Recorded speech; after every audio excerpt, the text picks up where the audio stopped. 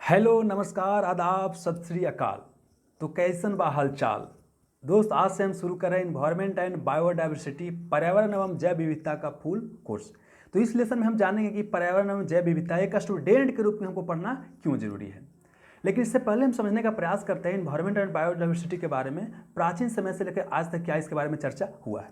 समझते हैं, ऐसा नहीं कि पर्यावरण जैव विविधता के बारे में हमें 21वीं सदी में जानकारी मिल रहा है और 21वीं सदी में इसके ऊपर हम ज़्यादा बात कर रहे हैं। देखिए, प्राचीन भारतीय ग्रंथ को देखिएगा तो उसमें इन्वायरमेंट एंड बायोडाइवर्सिटी के बारे में बहुत सारा चर्चा आपको देखने को मिलता है। जैसे आप देखिएगा दोस्त वहाँ पर, तो प्राचीन समय में क्या है कि दो बुक लिखा गया था, एक चरक संहिता, एक लिखा गया था सुश्रुत संहिता। तो देखिए क्या है, चरक संहिता में बेसिकली जड़ी बूटी के बारे में लिखा गया था कि कौन सा जड़ी बूटी का कौन सा बीमारी में इस्तेमाल किया जाता है। आज भी आप ग्रामीण क्षेत्र में देखते हैं क्या होता है कि कोई जब बीमार पड़ जाता है या किसी को सांप काट लिया, किसी को बिच्छा काट लिया, तो उसमें क्या देखते हैं कि जड़ी बूटी से इलाज कर दिया जाता है कहीं पौधा कबार के लेकर के आता है, उसे इलाज कर देता है। मतलब कि प्राचीन समय से हमको जानकारी था और उसी सब चीज़ को क्या किया गया है कि एक बुक के फॉर्म में लिख दिया गया है।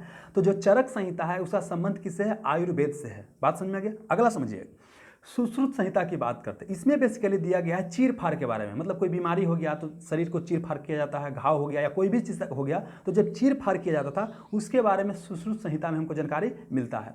तो क्वेश्चन एक बार पूछा गया था कि शैल चिकित्सा पर प्रथम भारतीय पुस्तक कौन था। मतलब सर्जरी पर प्रथम भारतीय पुस्तक कौन था? तो सुश्रुत संहिता था। तो मतलब कि जो पर्यावरण जैव विविधता की बात करते हैं, इसके इंपॉर्टेंस को हम लोग बहुत पहले से ही जानते थे।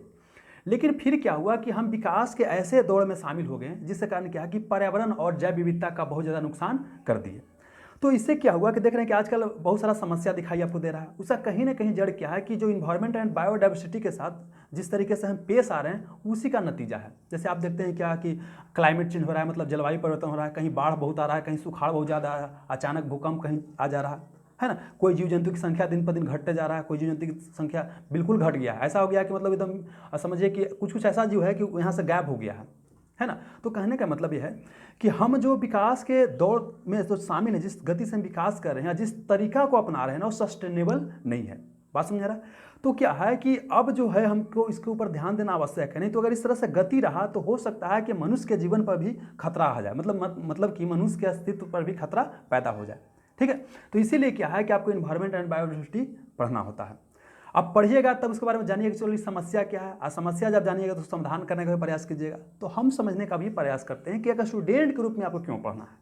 तो देखिए, सबसे बड़ा बात ये दोस्त कि एग्जामिनेशन में क्वेश्चन आ रहे हैं इससे। अब जब एग्जामिनेशन में क्वेश्चन आ रहे हैं तो आपको पढ़ना जरूरी है, और क्वेश्चन बहुत अच्छा खासा संख्या में आ रहा है। अगर यूपीएससी वगैरह एग्जाम की बात किया जाए तो वहाँ तो 15 से 18-20 के आसपास क्वेश्चन आ जा रहे हैं।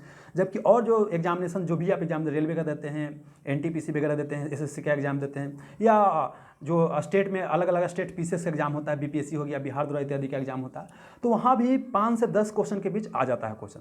अब समझिए क्या है कि इन्वायरमेंट एंड बायोडाइवर्सिटी बहुत ही आसान सब्जेक्ट होता है, बिल्कुल कंसेप्चुअल सब्जेक्ट है।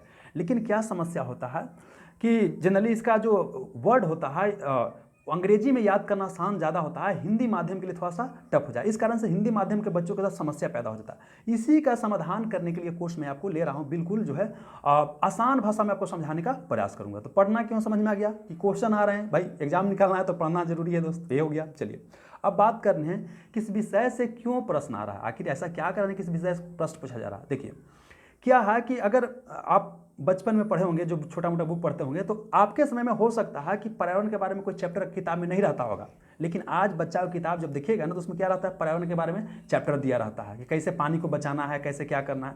इसका मतलब क्या है कि कुछ ना कुछ मकसद है सरकार का है। तो मकसद देखिए क्या है कि पहले पर्यावरण के बारे में जो समस्या था उससे को लोग इतना चिंतित नहीं था। लेकिन वर्तमान समय में क्या है कि जिस तरह से समस्या पर समस्या पैदा होते जा रहा है तो सरकार सारे चिंतित, विश्व के पूरे सारे नेता क्या है, चिंतित हैं। तो अब क्या है कि पर्यावरण के बारे में जागरूकता फैलाना। तो जाहिर सी बात है कि बुक में पढ़ाने का प्रयास किया जाएगा। अब तो भाई बुक पढ़ के पास करेंगे, ग्रेजुएशन कर गए, मैट्रिक तो कभी पास कर गए होंगे, एमए कर लिए हैं, अब फिर भी आपको पर्यावरण के बारे में जानकारी नहीं है। तब जब क्वेश्चन पूछेगा तो बिल्कुल पढ़िएगा। तो इसीलिए क्या है, इस विषय से प्रश्न पूछा जा रहा है ताकि इसके बारे में आप जानिए। जब जानिएगा, जागरूक होइएगा, तो पर्यावरण को और जीव जंतु को बचाने का प्रयास आप कीजिएगा। तो इसका यही मकसद है। तो इस कोर्स में पूरा हम समझने का प्रयास करेंगे बिल्कुल ही आसान भाषा में पर्यावरण एवं जैव विविधता को। तो इसमें यह समझा दिए कि क्यों पढ़ना है। अगला लेसन में हम जानेंगे क्या क्या टॉपिक पढ़ना है। क्योंकि देखिए, जब आपको पता है कि क्या क्या पढ़ना है तो आपके लिए काम आसान हो जाता है। ऐसे कुछ भी पढ़ने लगे तो कोई फायदा नहीं है। तो अगला लेसन में आपको बताया जाएगा, अगला जो पार्ट आएगा उसमें बताया जाएगा वीडियो में कि हमको कौन सा टॉपिक से क्या क्या पढ़ना है, ताकि आपके लिए काम आसान पड़ जाए। तो ठीक है, मिलते हैं नेक्स्ट समय में। Have a nice day, thank you.